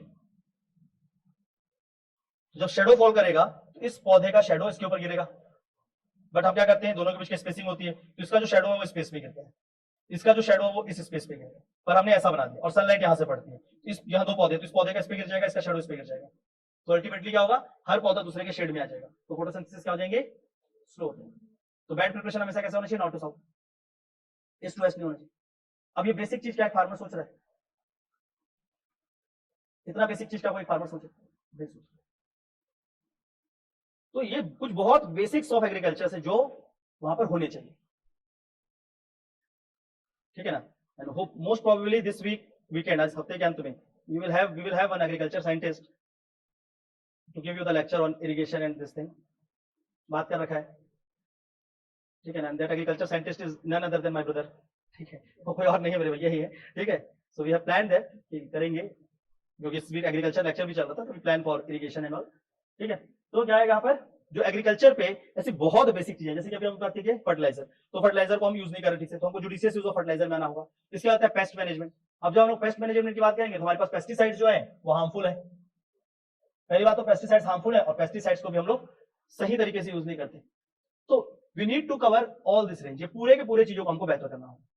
हम बहुत ज्यादा फर्टिलाइजर डालेंगे तो हमारा सॉइल सलाइन हो जाएगा, सॉइल में बहुत सारा आप उसको दवाई खिलाते रहोगे तो अल्टीमेटली क्या हो जाएगा, वो अपने आप सेल्फ प्रोपेल नहीं करेगा, और बहुत फर्टिलाइजर डालोगे तो मैक्सिमम एग्रीकल्चर किसी लैंड पे 35 साल तक होगा, 30-35 ईयर्स के आसपास तो आपका जमीन बोल जाएगा कि नहीं अब मत कर, अब और कुछ नहीं रहा इसके अंदर, ठीक है। तो हमको अपने एग्रीकल्चर को नर्चर करना पड़ता है, और नर्चरिंग के लिए काफी कुछ चीजें रिक्वायर्ड है,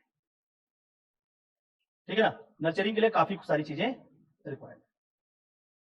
तो अल्टीमेटली ये पूरा रेंज जो है हमारे एग्रीकल्चर सिस्टम पे, खासकर जो हमारा बैकवर्ड लिंकेज है, हर एक एस्पेक्ट बैकवर्ड लिंकेज का इसमें है प्रॉब्लम, ठीक है। तो हर एक एस्पेक्ट जो हमारा बैकवर्ड लिंकेज का वो इशू क्रिएट करता है, ठीक है। तो इसको हम लोग कल लिखेंगे and will talk about the forward linkage, ठीक है। तो पहले मैं आपको ये सारी चीज लिखाऊंगा, सेलेंट फीचर्स, चलो उसके पहले फॉरवर्ड लिंकेज समझाऊंगा, उसके बाद एक साथ पूरा कंप्लीट लिखेंगे। ये काफी ग्रिम सिचुएशन है, and sometimes they may ask you the essay on Indian agriculture, ठीक है। तो इंडियन एग्रीकल्चर के पूरे इशू, ये पूरे इशूज है, अभी तो फॉरवर्ड में हम गए ही नहीं, ठीक है ना। फॉरवर्ड में अभी स्टोरेज से रिलेटेड इशूज, कोल्ड चेन के issues, middle man, marketing, 4-5 aspect उसमें भी है, ठीक है। मतलब आपने खेती यहां से चालू किया, सब कुछ डाल दिया, अब देखो आपका जो है ये खड़ा हो गया क्रॉप, स्टैंडिंग क्रॉप में आ गया। अब स्टैंडिंग क्रॉप को कल्टीवेट, इसको क्या करना है, काटना है। अब काटने के लिए हाथ से तोड़ोगे कि मशीन लाओगे, तो हमारे पास इक्विपमेंट्स है कि नहीं, थ्रेशर है कि नहीं, कल्टीवेटर है कि नहीं, वो सारी चीजों के बिना इसको हम क्या नहीं कर सकते, काट तो सकते हैं बट एफिशिएंटली नहीं काट सकते। तो यहां पर हमको क्या लाना होगा, मॉडर्न टेक्नोलॉजीज, पर वो टेक्नोलॉजी आज हमारे पास नहीं है, तो we need a modern technology for this. इसके बाद अगर हम लोग फॉरवर्ड लिंकेज में जाते हैं तब यहाँ पर बहुत सारी चीजें आएंगी, स्टोरेज। अब फार्मर ने चीजों को काट लिया, अब काटने का उसको रखे कहां, गवर्नमेंट बोलती है कि हम खरीदेंगे और वो रख देती है पीडीएस के गोडाउन पे, पीडीएस के ग्राउंड मतलब खुला मैदान। अब हमने बहुत सारे चावल के बोरे ऐसे रखे होते हैं, बारिश आए सब सड़ गया, तो हमको पहले तो प्रॉपर स्टोरेज बनाना पड़ेगा, वेयर हाउस स्टोरेज जो हमारी कंट्री में डेवलप नहीं होता, तो लैक ऑफ स्टोरेज फैसिलिटीज, इसके लिए गवर्नमेंट काम कर रही है, एफसीआई काम कर रही है, एफसीआई के गोडाउन होते हैं, ठीक है ना, फूड कॉर्पोरेशन ऑफ इंडिया, तो ये लोग गोडाउन्स डेवलप तो कर रहे हैं पर अभी उतने ज्यादा यहाँ पर नहीं है। तो we need to develop a storage facilities, मतलब एक जहां पर फार्म कल्टीवेट हो रहा है उसके आसपास। उसके बाद आएगा कोल्ड चेन या कोल्ड स्टोरेज का चेन। कोल्ड स्टोरेज चेन इसलिए इंपॉर्टेंट है क्योंकि जो एग्रीकल्चर क्रॉप्स हैं उसमें से कुछ तो पेरिशेबल है, कुछ नॉन पेरिशेबल है, वैसे सभी पेरिशेबल, मतलब जिनकी सेल्फ लाइफ कम होती है। मतलब कुछ ऐसे क्रॉप हैं जो 2 से 3 दिन चलते हैं फिर खराब हो जाते हैं। हमारे इंडिया का फार्मर देखना उस क्रॉप को ज्यादा उगाता है जिसकी शेल्फ लाइफ अधिक है, जैसे धान, गेहूं, ये सब चीजें बहुत समय तक रह जाती हैं। हम लोग वेजिटेबल कल्टीवेशन में इसलिए भी नहीं आते हैं क्योंकि हमारे पास स्टोरेज फैसिलिटी नहीं है। अब जैसे टोमेटो, ठीक है, अब आपने टोमेटो या पोटैटो, अब आपने पोटैटो उगा लिया, अब आलू को बेचना है आपको, ठीक है, तो अपने फार्म से उसको सेल आउट करने के लिए इनके बीच आपके लार्जली 2 से 3 दिन है। थोड़ा सा आलू और सस्टेन रहा 15 दिन, 15-16 डेज के अंदर आप उसको बेचोगे, नहीं तो वो धीरे धीरे खराब होने लगेगा। टोमेटो को तो 2 दिन में, ठीक है। तो अल्टीमेटली आप उसको स्टोर करना है तो उसके लिए क्या चाहिए? Cold chain. अगर इसकी हम चाहते हैं कि ये कम से कम 30 डेज तक सस्टेन कर जाए तो हमें क्या चाहिए? बीच में कोल्ड चेन, ऐसी जगह जहां पर आप अपने सामान रखते हो ठंडा रहता है। लार्ज रेफ्रिजरेटेड ट्रक्स में उसकी मूवमेंट होनी चाहिए। हमारे इंडिया में ओपन ऐसे गर्म ट्रक में भेज देते हैं, अमेरिका वगैरह में रेफ्रिजरेटेड ट्रक्स होते हैं, उसमें जा रहा है उनका पोटैटो। हमारे यहाँ पर ऐसे बगल से जाओगे तो बिल्कुल आलू की जो अच्छी खुशबू आती है, सड़ी वाली, मजा ही आ जाता है। छी बोल रहे हो, मजा ही आ जाता है ना सुनकर, ठीक है ना। तो क्या हो रहा है कि उसको हमको ठीक करने, तो we need certain cold chains, ठीक है। इसके बाद आता है मार्केटिंग फैसिलिटी। मार्केटिंग से पहले आएगा कनेक्टिविटी। अब फार्म में आपने उगा तो लिया, ठीक है, अब सपोज करो दिस इज माय फार्म, तो मैंने फार्म में चीजों को उगा लिया, काट के रखा है। अब नेशनल हाईवे इतनी दूर है, ये नेशनल हाईवे से कनेक्ट कर रही है कि स्टेट हाईवे जो इतनी दूर है, ऐसे कुछ जा रहा है। इस स्टेट हाईवे से जुड़ी हुई है डिस्ट्रिक्ट रोड, इस डिस्ट्रिक्ट रोड से जुड़ी हुई है रूरल रोड, इसके बाद रोड नहीं है। तो पहला तो मेरा प्राइम ऑब्जेक्टिव है कि इसको मैं यहां से कनेक्ट करूं। रूरल रोड तो गांव तक तो है रोड, लेकिन गांव से खेत तक रोड नहीं है। अब वहां पर आपने टन्स में आपके सामान है तो कैसे लाओगे उठा के? उसको लेके तो आना ही पड़ेगा, ठीक है ना। अब ट्रैक्टर लेकर चले गए अंदर, तो ट्रैक्टर को मेन रोड में चलाओगे, मेन रोड खराब हो जाएगा। तो ये बहुत बड़ा इशू है। तो फार्म को कैसे कनेक्टिविटी प्रोवाइड किया जाए कि how will connect our farm to the rural road, then to the district road, to the district highways and then to the national highways. और जब तक ये प्रॉपर चेन ऑफ नेटवर्क नहीं डेवलप होगा तब तक मेरा प्रोडक्ट जो है वो एक सही पेस में एक जगह से दूसरी जगह मूव नहीं कर पाएगा। तो अगर मेरे को बेटर मार्केटिंग फैसिलिटी अपने लिए बनानी है तो we need a good roads, ठीक है। फिर यहाँ पर ट्रांसपोर्टेशन का कॉस्ट भी कम होगा अगर रोड्स अच्छे हैं तो, नहीं तो ट्रांसपोर्टेशन कॉस्ट बहुत ज्यादा है। अब फार्मर ने अपनी चीजों को बेचने का डिसाइड किया कि 10 रुपए पर केजी बेचूंगा, तो वो देख रहा है कि मेरा जो ट्रेवलिंग कॉस्ट आ रहा है इस पर्टिकुलर केजी में 1 रुपए एक्स्ट्रा आ जा रहा है, तो उसके प्रोडक्ट का दाम कितना हो गया? ठीक है, अब उसको 11 रुपए पड़ रहा है। जो अगर उसका इनपुट कॉस्ट भी अगर देखेंगे, अगर 5 रुपए रहा होगा तो 6 रुपए लग जाएगा, क्योंकि उसको लाने में भी उतना ही पैसा लगेगा। तो कनेक्टिविटी नहीं होने से बोथ वे इसको नुकसान होगा। तो we need a better connectivity facility. India में वेब ऑफ जो रोडवेज और हाईवेज है वो कम है, डेवलप हो रहे हैं, हाईवे वगैरह ठीक ठाक डेवलप हो गए अभी खासकर, पर स्टिल नितिन गडकरी भी काम कर रहे हैं तो mainly state highway, national highway पे कर रहे हैं। रूरल रोड और गांव में जाने में वहां पर कुछ नहीं। संसद वो आदर्श ग्राम योजना के अंदर वहां पर कुछ काम किया गया, ठीक है ना। फिर ग्राम सड़क योजना आया था, प्रधानमंत्री ग्राम सड़क योजना, तो गांव तक तो आए लेकिन गांव से खेत तक के लिए कोई योजना नहीं। छत्तीसगढ़ गवर्नमेंट पहली गवर्नमेंट जिसने आया था धेरसा, फार्म को गांव के रोड से जोड़ने के लिए। तो फार्म को पहले कनेक्टिविटी प्रोवाइड करना पड़ेगा ताकि हमारा जो गुड्स है, जो भी हमारा वस्तु वहां से वहां तक सप्लाई हो पाए, नहीं तो फार्म में वहां पर भी दिक्कत आएगा। इसके बाद आता है मार्केटिंग। मार्केटिंग के लिए बाजार, ठीक है ना। तो मार्केट्स डेवलप नहीं है, आप जो मंडी में सब्जी खरीदते हो बाजार नहीं है। बाजार ऐसा होना चाहिए, सपोज करो I am a farmer, if I grow 1000 kg a day per day किसी भी चीज को, तो मैं 1000 किलो बेच दूंगा हर दिन जाकर मार्केट में, मंडी में नहीं बेच, मतलब मंडी बोल रहा हूं उसमें। तो फार्मर के पास ऑप्शन नहीं है, फार्मर को कहीं ना कहीं एक लार्ज होलसेल मार्केट में डेवलप करना होगा।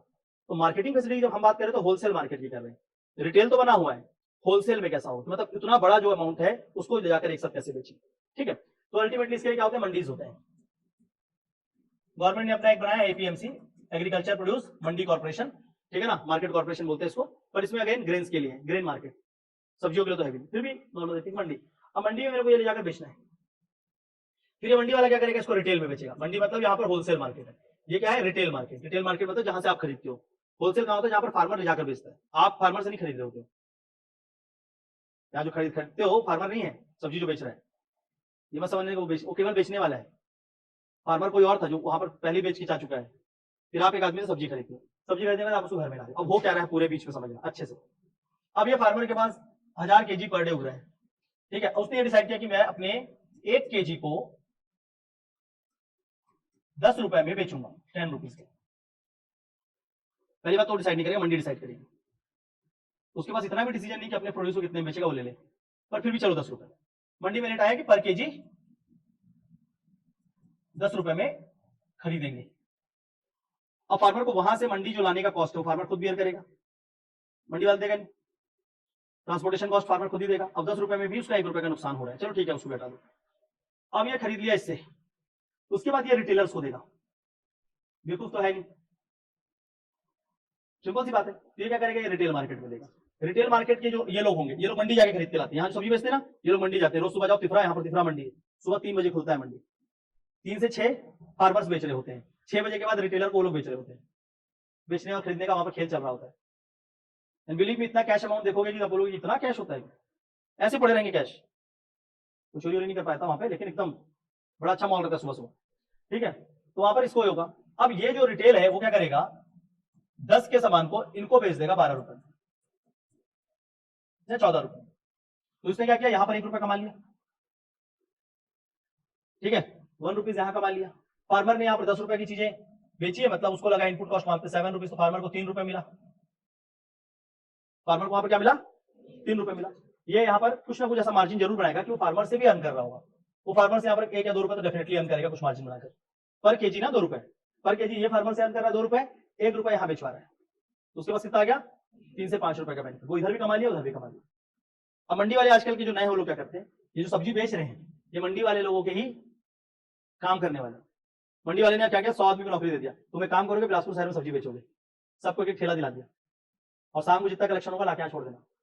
और उनको मंथली सैलरी में रख लिया है, 10,000 रुपए सबको दे रहा है मंथली, और उनसे यहाँ पर एक दिन में 20,000 रुपए सब्जी बेचवा रहा है। तो वो बहुत खतरनाक चीज है मंडी, ठीक है ना, वही मिडिल मैन है। अब ये लोग यहाँ पर क्या किया, आपके पास आए। अब ये आकर अपना रेट सीधा ऑन अप ऑन रेट, ये सीधा बोलेंगे 24 रुपए के, क्योंकि इनके पास 2 चीजें। पहला, एक तो मंडी वाले को देना है, मंडी वाले को बेनिफिट देना है। दूसरा, सेल्फ थोड़ा सा कमाना है, समझ रहे ना। फिर जो प्राइस में उसको खरीदे थे उस प्राइस को भी पे करना है। तो इनके पास 3 चीजें, तो इन्होंने 24 रुपए रख दिया।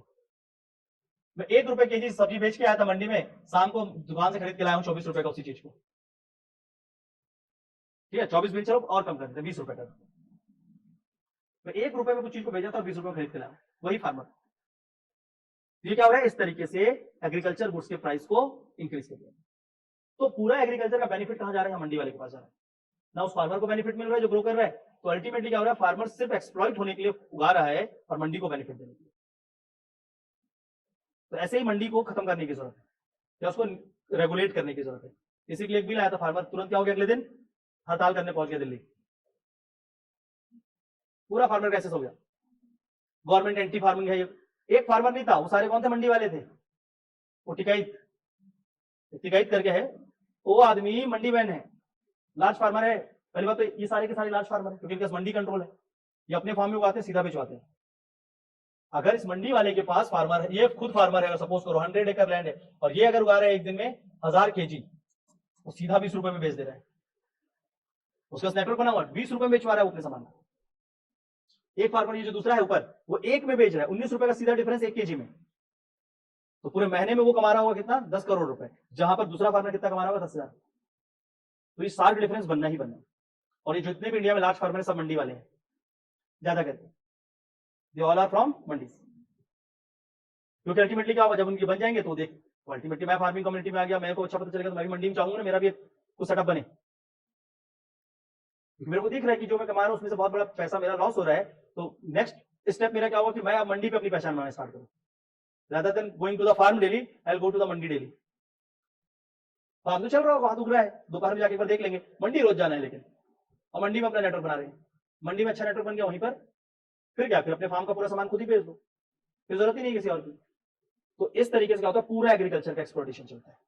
तो we need a proper marketing facility, ठीक है ना। हमें क्या चाहिए, प्रॉपर बाजार चाहिए, जहां पर कृषक जो है वो अपने सामान को बेच पाए एक सही पैसा उसको मिल पाए, उसका इनकम बढ़ पाए, और जिस तरह के जो मिडिल मैन है वो उसको एक्सप्लॉइट ना करे। पर ये सब चीज को ओवरऑल करने में बहुत समय लगेगा, 75 सालों में तो हम नहीं कर पाए। मॉडल एपीएमसी भी आ गया था 2000 में, लेकिन अभी भी 25 साल बाद भी उसमें कोई बदलाव नहीं हुआ। तो गवर्नमेंट ने इसके लिए लाया इनैम कि इलेक्ट्रॉनिकली करते हैं सारा चीज। कितना भी गवर्नमेंट ट्राई कर ले, जब तक वो मिडिल मैन की सिस्टम को खत्म नहीं करता तब तक ये दिक्कत फार्मर फेस करता है। ठीक है, so this is the grim reality of Indian agriculture. ठीक है, मतलब किसान से लेकर उसको बेचते तक हर जगह फार्मर और उसका जो सिस्टम है वो पूरा क्या हो रहा है। अब इसलिए लास्ट में सवाल उठता है, इज फार्मिंग अ गुड और नॉट? पूछा था नहीं सर? अब बताओ, इज इट गुड और बैड?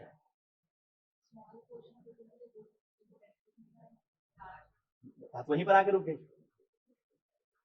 बात वहीं पर आके रुक गई कि जिनको बेनिफिट मिल रहा है उनके लिए गुड है, जिनके लिए बेनिफिट नहीं मिल रहा उनको सिर्फ प्रॉब्लम ही दिखेगा। यहाँ मैंने यही बोला था, क्या है यहीं से वो दिख जाता है दो तरीके के फार्मर से और उनकी सोच है। तो इसमें जो मेजोरिटी चंक इसमें 80% बैड स्टेट में, इसलिए वो आपको हमेशा क्या बोलेंगे, खेती वेती खराब है, और आप इससे मिलोगे उन्हीं से, लार्ज फार्मर से मिलोगे नहीं, क्योंकि वो बहुत रेयर होंगे, वो मिलेंगे ही नहीं, वो बहुत they are like a big businessman. Simple सी बात है कि आप फेल होने वाले एस्पिरेंट से रोज मिलते हैं, तो रोज लोग आपको बताते हैं कि ये मत कर वो मत कर, है ना, पढ़ाई को हर दिन जो कोसेंगे, पास होने वाले से कभी नहीं मिल पाओगे, उनके पास टाइम ही नहीं आपको अवेलेबल होने का।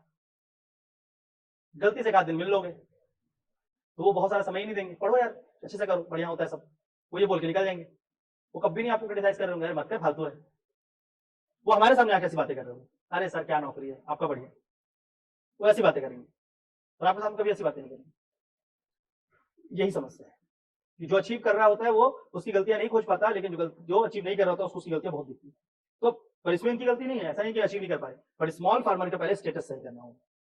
अब स्मॉल फार्मर का स्टेटस कैसे सही होगा कि जो एक आदमी जो है वो अपने घर पे कुछ लोग जो बच्चे हैं कुछ है, उनको उससे निकाले, तो पॉपुलेशन प्रेशर जैसे हम कम करते जाएंगे, लैंड को हम क्या करते जाएंगे, बड़ा करते जाएंगे लैंड साइज, तो धीरे धीरे क्या होगा, हर एक फार्मिंग कम्युनिटी जो है उसको ग्रोथ मिलने लगेगी। ठीक है, तो नेगेटिव स्टेट को हमको पॉजिटिव स्टेट में बदलना है, और इंडिया में इसलिए मैक्सिमम स्कीम किसके ऊपर होता है, एग्रीकल्चर के ऊपर। और एग्रीकल्चर को कैसे ठीक कर पाए, क्या उसमें बेटर कर पाए, गवर्नमेंट उसके ऊपर टाइम एंड अगेन फंक्शन कर रही है, कुछ ना कुछ वहां पर डेवलपमेंट दे रही है। क्लियर हुआ, समझ आ रहा है? हाँ, सो this is about a state of salient feature of Indian agriculture. Tomorrow we'll write all this thing, कल लिखवाऊंगा आपको नोट्स। ठीक है, और यहाँ से आप देखो, आपको पहले बताया कि यहाँ से जो भी टॉपिक पढ़ रहे होंगे that will make you more sensible being, और बेहतर बनाएगा ये। ठीक है, इसके पहले हम अलग ही पढ़ रहे थे, यहाँ से